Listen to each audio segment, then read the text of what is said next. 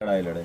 हम आपसे बस इतना कहना चाह रहे हैं कि 5 साल में माननीय विधायक जी राम सिंह जी अगर 5 काम भी किए हों आप लोग के लिए, तो ये जनता का एक बहुत बड़ा जिम्मेदारी है कि आपने अगर अपने विधायक को जिताया है तो आपका फर्ज बनता है कि आप अपने विधायक से पूछिए कि 5 साल में आपने उनके लिए क्या किया है। और ये दुर्भाग्य की बात है कि जो व्यक्ति 5 साल में कोई काम नहीं किया उसके बाद भी बीजेपी ने पुनः उन्हीं को टिकट दिया। इसका मतलब वो ये चाहता है कि बगहा की जनता मूर्ख है, वो कहीं नहीं जाएगी, घूम घाम के वापस अपना भविष्य को अंधकार में लाने के लिए राम सिंह को वोट दे। तो इस बार अगर मेरे विधानसभा में अगर 350 गाँव है तो 150 गाँव में राम सिंह जी का लोग बॉयकॉट कर दिए हैं, उनको गांव के अंदर नहीं घुसने दे रहे हैं। सारा युवा जो है वो पूरा एकजुट है। तो आप सब लोगों से मेरी विनती है कि आप लोग के बच्चों के भविष्य के लिए लड़ाई लड़ने जा रहे हैं।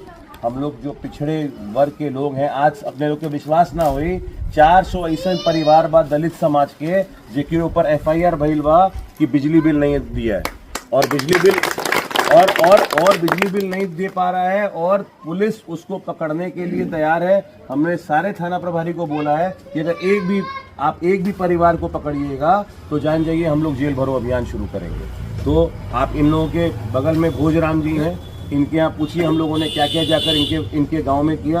तो आप सब लोगों से विनती है कि बांसगांव मंझरिया के लोग एकजुट रहें और जब उनका विधायक उनके गाँव में आता है तो सवाल पूछिए कि 5 साल में आपने हमारे लिए क्या किया।